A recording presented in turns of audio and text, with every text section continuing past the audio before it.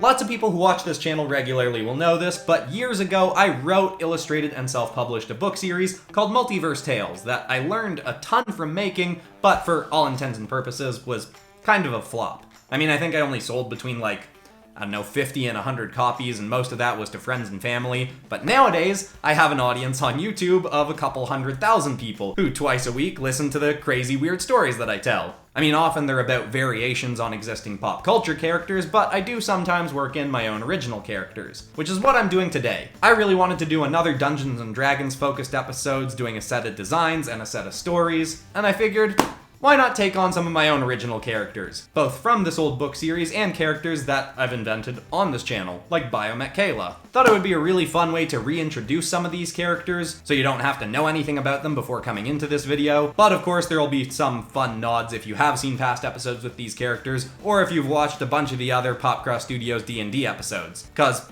all my D&D episodes are connected, and I often make references to past ones. I kinda rambled this opening a little bit, so hopefully I've introduced the episode enough. I'm not gonna interrupt the story at any point, so right off the top I'll make sure to encourage people to hit the like button to help with algorithm stuff, which is especially appreciated when I do stuff with my own original characters. And if you're new to the channel and find yourself enjoying the artwork or stories at any point, make sure to subscribe, because I do 2 videos a week. Without further ado, let's jump into the very first part of the story with a Pyromancer with a bit of a twist. Sterling Engeal had started out as a loner. His parents had been criminals who fled his small mountain town without him in his early years, and he was left to fend for himself. Luckily, he'd been resourceful and had gotten work with the town alchemist and salve maker. He'd always been drawn to her store, as out front she had a massive iron statue of some kind of humanoid warrior that had always fascinated Sterling.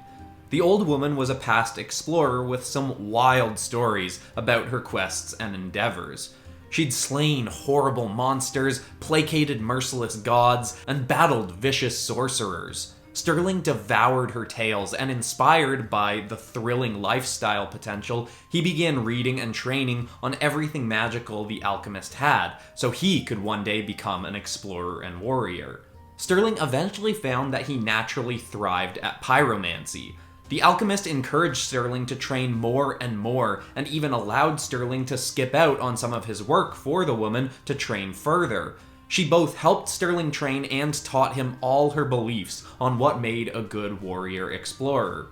One of her core beliefs was that a good warrior must always do what's best for the greater good, regardless of the costs involved. And he took in every word. When Sterling was 19, he was incredibly skilled as a pyromancer and a fighter, and was about ready to leave on his adventures, when some strangers came through his town who shook his world. Malia Muradoc was the leader of a new guild of warriors called the Beastwatch Sentinels, and she came through the small town with her right hand, Alexandria Stone. They were hunting down a creature that had been wreaking havoc on nearby towns, and came to this one to refuel on potions for the quest. But when they came to the alchemist, Malia recognized the woman, not as a heroic explorer, but as the long-wanted creator of the outlaw gang, the Shimmering Mages, who were a self-deluded group responsible for thousands of crimes that they'd committed in the name of their so-called greater good. They'd sacrificed people to gods, hunted witches, and condemned them with insufficient evidence, and particularly infuriating to Malia, they'd hunted various species to extinction because of their potential threat to sentient life, instead of trying to preserve and relocate these creatures. There was a multi-decade-long bounty on the alchemist's head, but she wasn't going in without a fight. She cast a spell that awoke the Iron Beast on her stoop, which in actuality was an enchanted Iron Golem. It battled Malia and Alexandria as the alchemist tried to make her escape with Sterling, but he didn't want to go. He was torn as he'd spent most of his life with the alchemist, and she continued to insist that everything she'd done was for the greater good, and she could do more good for people as a free woman. But seeing the golem in this battle, how it was causing tons of collateral damage on Sterling's hometown, he just couldn't justify going with her. He allowed the alchemist to flee on her own, unable to condemn his mentor to imprisonment, but he couldn't go alongside her. He joined in the fight against the Golem, which should have been an impossible task for Sterling, because Iron Golems can absorb fire, which is his most formidable weapon. But Sterling got onto the creature's back and ignited his entire body in a smelting flame. He burned so hot that he melted straight through the creature. Its metal coated over Sterling, and by the time the fire stopped, Sterling was completely encased in melted iron. It should have been his end, but unknown to him, in one last act before fleeing, the alchemist cast a spell on Sterling from a distance. Part of the metal from her golem absorbed into his body, saving his life and giving him a new mystical ability. With a single thought, he could cast the armor from the golem out from inside his body, coating over his limbs, giving him a powerful armor that he could carry with him everywhere.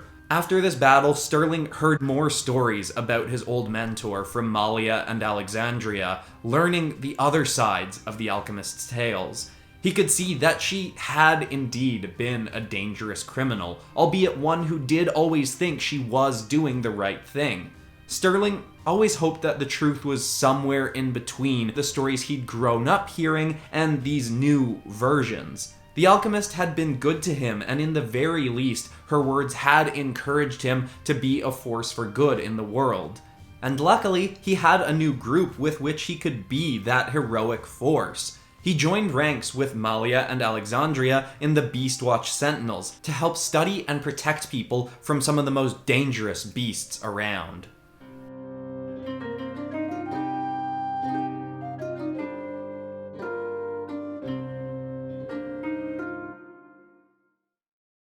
Alexandria Stone and Sterling became the closest of friends over the next few years. But before even growing close, Sterling had been fascinated by Alexandria because of her heritage. She was an Earth Genasi, meaning her father was a being from the elemental Earth plane.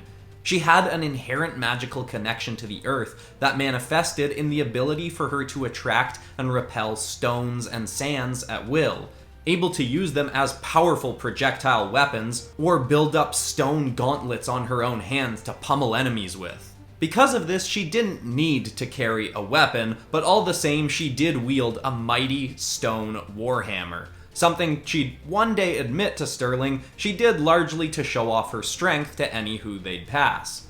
Along with that, she was the most skilled and strong warrior he'd ever seen, as a result of her training almost non-stop and eating like an ogre. Anytime she got a scent from their work, it would go straight to her stomach. She was confident and energetic and competitive, but all the same could make a friend in any tavern the two of them went through while on their quests. They worked side by side as the toughest and closest team in the Beastwatch Sentinel Guild, but their philosophical differences did occasionally cause problems. See, Alexis was a firm believer that a warrior should save everyone, no questions asked. While Sterling did know that the lessons he'd learned from the alchemist were far from above questioning, he was a firm believer in making calculated decisions to ensure his actions had the most positive effect in the long term, not just the short term. This had threatened to cause rifts between them before. Once, they were hunting a chimera that was stalking too close to some towns near Gothallo. But as they were about to approach the chimera to try and redirect it back to its caves, a group of hikers came screaming onto the scene, chased by abyssal hounds. The two hikers split up and a hound followed each of them. The noise spooked the chimera and sent it charging towards the town. Alexis went after one hiker and told Sterling to save the other, but Sterling saw the chimera headed for town and knew it could kill far more people if it reached its destination. He didn't revel in this action, but he left the hiker to his fate and chased down the chimera.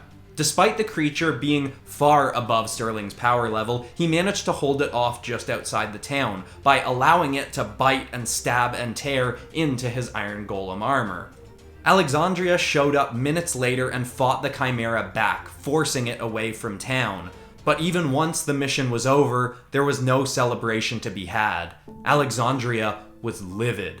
The second hiker had been killed. Sterling felt bad, of course, but still believed he'd made the right call in protecting the many over just one man. Alexandria very much thought not. She said that Sterling didn't know they couldn't have caught up to the Chimera after saving the hiker, or that it wouldn't have redirected before reaching the town. It had been startled and could have done any number of things. She was furious that he'd picked a potential threat over the certain death of an innocent. To Sterling's dismay, this wasn't an action Alexandria could quickly forgive. After that, the two took a few separate quests, apart from one another. Alexandria challenged herself to take on some beasts that nobody should take on single-handedly, even someone as adept at fighting as herself. And from each of these battles, she was getting more and more injured. She healed faster than most, but it wasn't enough. See, she was a sword, and Sterling was a shield. Alexandria could dish out blow after blow, but often Sterling would jump in when they were working together to take the hardest hits because of his golem armor. Without him around, Alexandria was taking a beating. She needed a shield. Or at least a healer.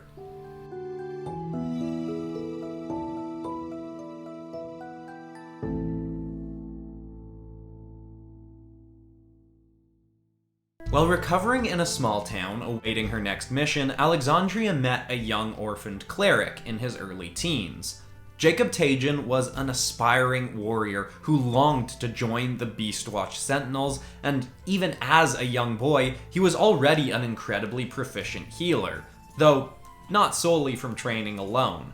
Early in his life, he'd acquired an enchanted Hamtite gem, able to enhance the spells, especially healing spells, of any caster.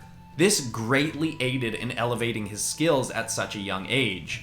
He'd built the gem into a gauntlet that he wore on his hand, one that he very rarely removed, even for sleeping. He started following Alexandria around like a stray puppy, fascinated by her work for the guild. And she knew it would be irresponsible to take a boy so young on a mission, but she could see the drive and heart in him. Plus, well, she wouldn't admit it, the boy's similarities to Sterling were endearing enough to drive her to allow him along on an easy mission to test his might. A group of kobolds had been troubling a nearby town, and someone needed to go in and scare them off from the local caves. The humanoid lizard people were nothing to Alexis, but she allowed herself to take a few easy hits on the quest to see how Jacob would react. He seemed nervous and a bit frightened, but all the same acted like a seasoned adventurer, jumping into Alexandria's aid the second she took a blow. She was impressed with Jacob, but the kobolds were not being dealt with as easily as she'd hoped. They kept moving deeper and deeper into the caves instead of leaving, and the two adventurers had to follow them. But as they went down and down into the cave, it got wider and wider. Eventually, they could hear a shallow but rumbling breathing.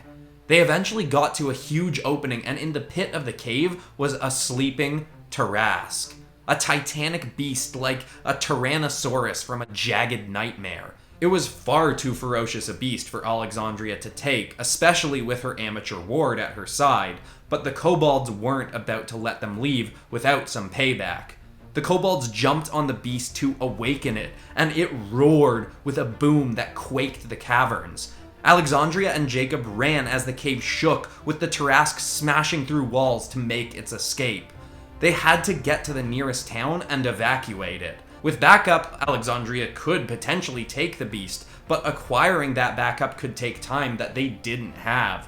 The cave walls were crumbling, and Alexandria did all she could to repel rocks away from Jacob as they fled. She could practically hear the young adventurer's heartbeat through all the chaos. She felt horrible for having brought him along and was terrified for his life. But as she was so focused on his safety, she didn't pay enough attention to her own. A stray boulder fell and struck her head, instantly knocking Alexandria out. That left Jacob to fend for himself.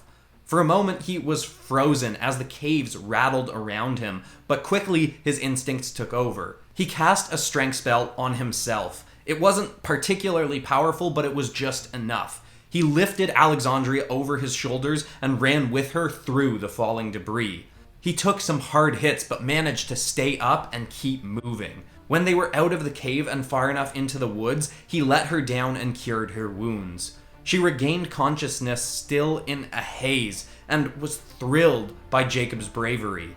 He'd make a fine addition to the guild, but for now there was no time to rest. The two rushed back to town with echoing roars growing louder and louder. They began hurrying everyone out, but before even half the town was moving, the mountainside erupted open as the Tarrasque escaped. It loomed towards them, shaking the earth, and Alexandria knew she had no choice but to hold it off. She tried to make Jacob run, but he refused to leave her side. Alexandria spun her hammer around in her hands and prepared for a good death. But her morbid thoughts may have been too hasty. As the creature crashed through the final trees, two warriors soared towards its head from the skies. One, a bard with what looked like warforged wings, and the other, a familiar pyromancer.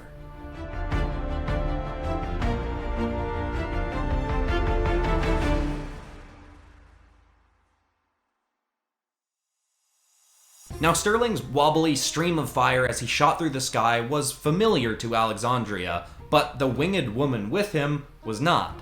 This was Michaela, or sometimes referred to as Mimic Kayla. For you see, Michaela was a bard who'd been near the point of working herself to death in the city of Gibraltar, trying everything she could to make a living as a musician. She'd play in the bars and town squares and even alleys on occasion, always with her hat out trying to get by. And she was good. Very good, in fact, but it was a competitive scene and hard to get any traction.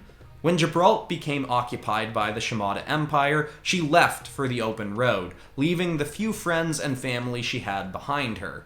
She continued busking as she went, but eventually she had to resort to hunting for food. This eventually led her to an eerie swamp. She didn't know exactly what she was hunting for her meal, but before she could figure it out, something else found her. What looked like a shambling set of warforged legs sprinted up by her. She thought she may be dreaming at first, but soon recognized from the goopy bits oozing off the creature that this was a mimic in the form of warforged armor. Before she could escape, the mimic latched onto her, but instead of trying to eat her, it merged onto her arm and became a gauntlet wielding a greatsword. Soon after, through the swamp came 3 hunters with nets and axes. They told her to hand over the mimic, but of course, she had no say in what it was doing. The men decided they'd just have to slice it off her, and that was when her new friend took action. With the mimic's help, Michaela fought off the men, cutting all 3 of them down. The power she felt teamed up with the mimic was incredible, and Michaela allowed the creature to remain with her. They became quite the team and took on bounty missions to help fund Michaela's musical endeavors. With the mimic able to shift into various bits of warforged armor and weapons, Michaela was always prepared for a fight. A few years later, she decided to take on a few missions for the Beastwatch Sentinels. Malia had her take on her first quests with Sterling, who'd been moping around since Alexandria had left. And while he didn't feel connected to her the same way he had with Alexandria, Sterling and Michaela would work very well together, and bonded over both of them having some very unconventional armor. They'd gone to investigate reports of a creature hibernating in a mountain and shown up just in time to aid Alexandria and Jacob in their battle with the Tarrasque. With Michaela soaring around the beast's head and Alexandria firing rocks at it from below, the Tarrasque was sufficiently distracted, so Sterling came down and helped usher the rest of the townsfolk away. It didn't change what he'd done on their last mission, but seeing Sterling putting the people ahead of the battle gave Alexandria a reminder of what kind of person Sterling was. He may have had differing philosophies to hers on quests, but they were both still out to save people, which she'd always known deep down. It lifted Alexandria's spirits to see a reminder of this, but there was no time for a joyous reunion. The Tarrasque was still ever approaching. With the people off and running, Sterling could get back in the fight with the group. While the Sentinels generally would aim to relocate creatures without seriously injuring them, they'd have to go all out with this Tarrasque. Nobody had ever successfully killed one, as once they were brought down, they'd simply go into hibernation to heal. That was the goal of this fight.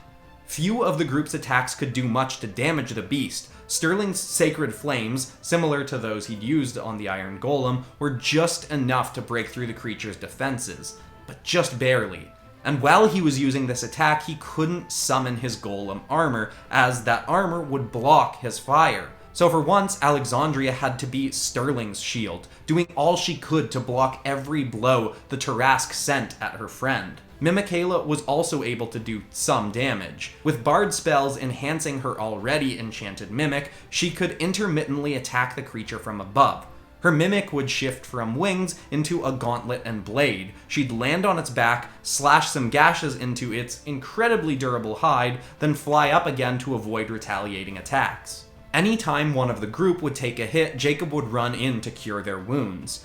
They fought through the entire night. By morning, Jacob had run out of healing spells. Alexandria was so exhausted she was seeing double. Sterling's flames were barely embers, and Michaela, well, her Mimic was the most energetic creature alive, so she was well awake, but the Tarrasque was still fighting harder than any of the group could handle. There seemed no end in sight, but in the very least, they all took pride in knowing the townsfolk had escaped, as they all prepared for their final bout. But luckily, after all these hours of fighting, backup arrived. Malia had gotten word of the battle and brought a dozen members from the guild. She'd even called in some fighters she'd worked with from nearby towns, such as the Night Ranger of Bloodhaven, and a renowned, alleged demigod visiting from across the seas. With this full, powerful armada of warriors, the Tarrasque was finally brought down and able to be relocated where it would never harm sentient life in the foreseeable future. Sterling, Alexandria, Jacob, and Michaela would all sleep for the next 24 hours before regrouping to celebrate their victory. Alexandria and Sterling mended their friendship and eagerly accepted Jacob and Michaela into their merry band, a band that would only continue to grow from there on.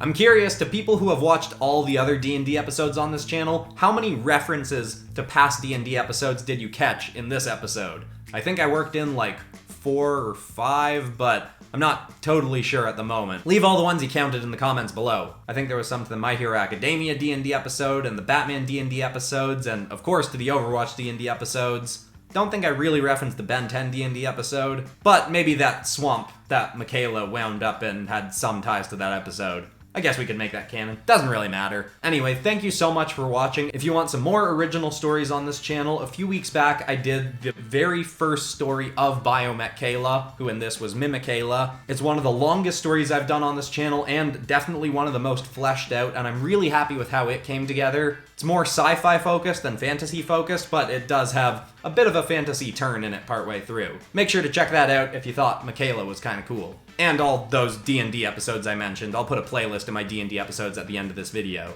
But besides that, that's all for today. I'm Christian Pearson. This has been PopCross Studios, home of the nerdiest art videos on YouTube. Thanks so much for watching, everybody, and I will see you all in the next video on Friday. Goodbye.